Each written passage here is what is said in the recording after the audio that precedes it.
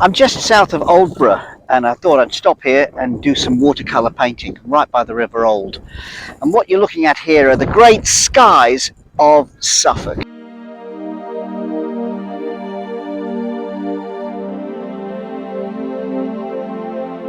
East Anglia are renowned for watercolour skies. In fact, watercolour painting was invented in East Anglia. David Cox in the 18th century. Turner, John Constable painted the skies. More recently, Munnings or Seago. Great artists, and they painted these lovely vistas like this. Got the clouds coming in, a bit of a possible rain coming as well. So this is what I use. I've got a little watercolour pad here with 24 colours. I don't use all those colours, but I've got the option to use them.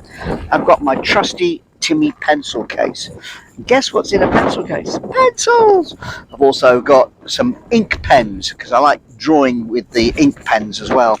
Got a selection of brushes.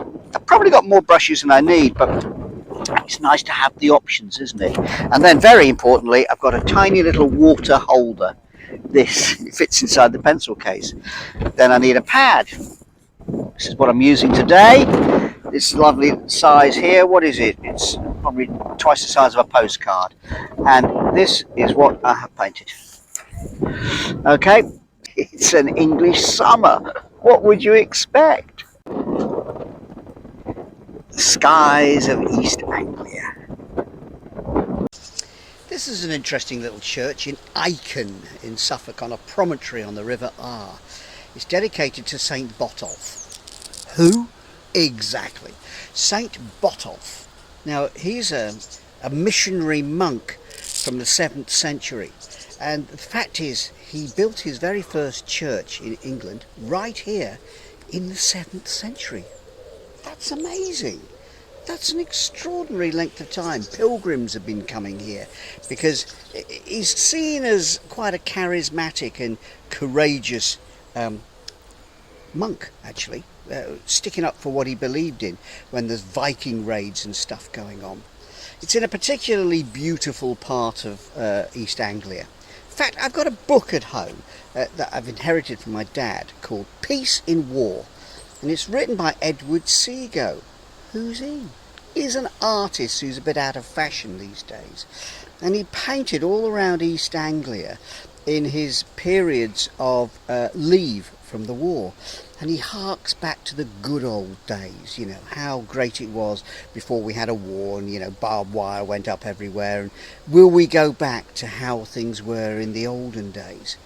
And I've been thinking about that a little bit, you know, because we hark back to the good old days of our childhood.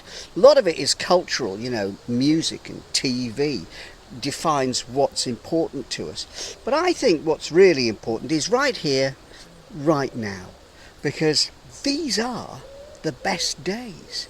These are the best days of our life. And St. Botolph preached that. He said, enjoy the moment, live in the here and now, and for that, that's a good enough reason to come to Icon in Suffolk.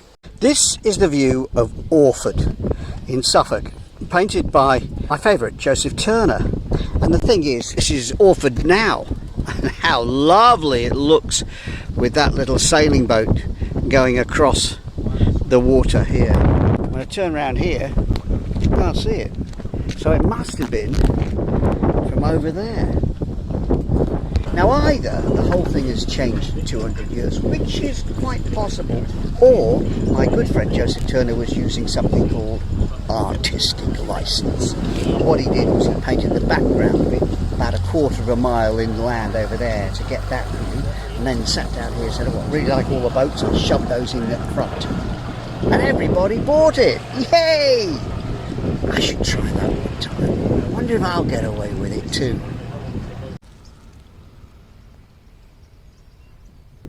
This is one of the biggest ports in Britain, Felixstowe.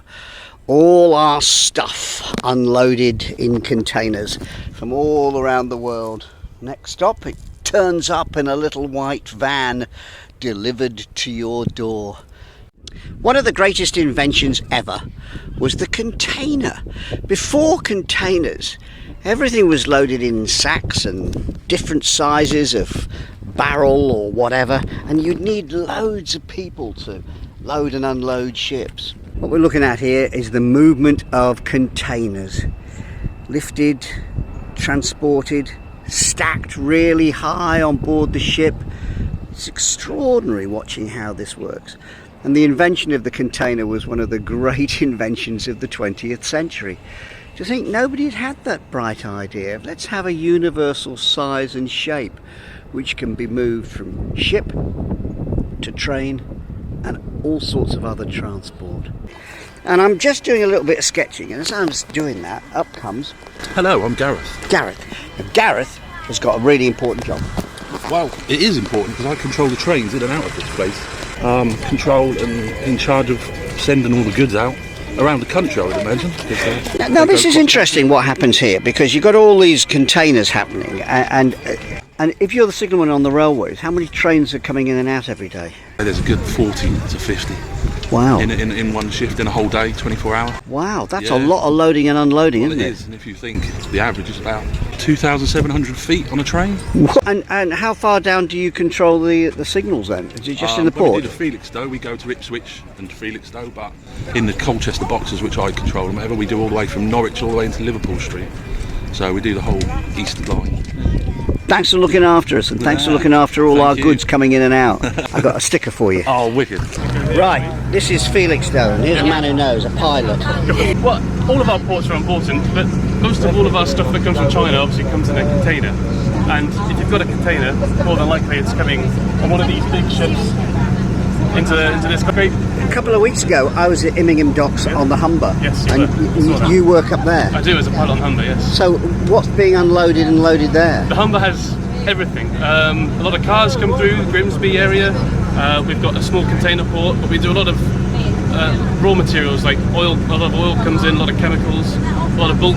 Like coal used to be a massive thing, but now that's being overtaken by biomass for the Drax power station. And what I love is today's your day off, so We're down here. So you're on a boat. You can't get away from it. It's a lifestyle. Isn't that great? Day off, I think I'll go for a boat ride.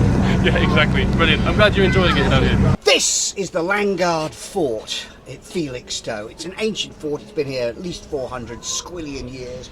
Down here in the middle, that's where all the troops live. At the moment, it's full of happy little visitors making a lovely din. And right behind me, there's the port of Felixstowe.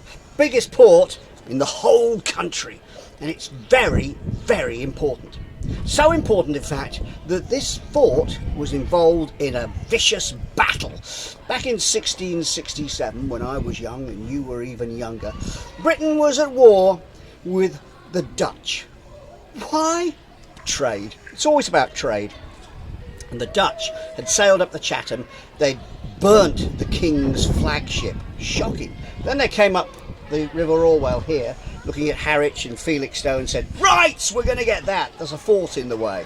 So they landed. There's a 2-day siege, and we're victorious. Yes! And at the end, the result is that we formed the Royal Marines.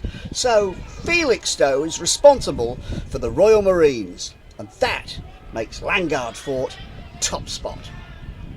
This is a beautiful red and white light ship. Basically, it's a floating lighthouse. I'm in Harwich by the Mi Amigo. Ooh, just a minute, I know that name. Yeah, it's also a radio station. Back in the 1960s, pirate radio stations operated from ships just like this out in the North Sea. They were anchored just a few miles in international waters, about 3 or 4 miles offshore at Frinton, just down the coast from here. And every few days a little tender boat would arrive, nothing much bigger than that, probably smaller actually, and it would bring with it the supplies, including the latest releases, which were records in those days, and sacks of mail. And that's how the DJs were able to say, I've got a letter here from so-and-so and so-and-so. But of course it would take quite a while for the post to arrive, because it's got to be sorted, and then it's got to be taken on a tender, and then it's avidly read by the DJ. None of this digital stuff. That's how it operated in the 1960s. Radio Caroline and the Pirates on ships just like this. I've stopped my bike along this road in Great Oakley, Essex, because I've just seen this. And that looks very much to me like a World War II concrete pillbox. It's amazing, isn't it? It's here in the garden next to a thatched house. Inside, oh, it's in good condition, look at that. Yep. There's a little display here about the Home Guard defending the country. I like the fact it's still here in the street that you could just cycle right past or stop and have a look. I'm on the Naze, the top end of the Clacton Peninsula. There's an interesting shadow here, which is coming from this. It's the Naze Tower. Built, well, why? As a navigation aid. In other words, ships out at sea would see this and know where they were. Crikey, there's a lot of steps on this spiral staircase and it seems to go on forever. During World War II, this was part of the military zone. Radar was put on top of this and lots of coastal defences happened around here. Are we nearly there yet? Nowhere near, Mallet. Are we nearly there yet?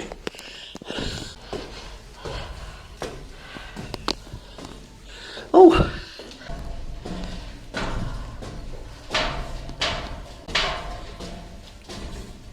From up the top I can see where I've been. That's Felixstowe, and then I crossed the River Orwell to Harwich and then cycled down that peninsula there and all around this inland bit here to avoid the water to come to the Naze. I'm glad to see they've put some sea defences here. They could probably do with some over there. There's a bit of coastal erosion going on there which doesn't look too good. I look down here at this huge big shadow that the tower is casting and I think, don't want the tower to end up in the sea, thanks. That would not be a good thing. I'm in Clacton-on-Sea at one of the Martello Towers. When I say one of the Martello Towers, there's about 30 between Brightlingsea and Aldeburgh, built during the Napoleonic Wars to defend against an invasion by the French. To build this, 750,000 bricks and an awful lot of seagulls overhead. It'd be manned with a garrison, they'd have big cannon in there. It's built round so that if a shell hits it, there's a good chance it might bounce off. Now what do you do with a Martello Tower when the threat of invasion has passed? Well, for a while it was a private home. Imagine that. I live in that roundhouse at the end of the Esplanade in Clacton. And then it was a water tower for a while when all this area was a Butlins holiday camp. It's lovely. Martello Towers, they're graceful, beautiful, and they adorn our coastline. I'm at a shingle beach by one of the famous Martello Towers. These were built in the Napoleonic Wars to keep old Napoleon from invading our country. And they're called Martello Towers because in Corsica there's a famous Martello Tower and they resemble that look. And of course Napoleon came from Corsica, the little jumped up corporal. Ha!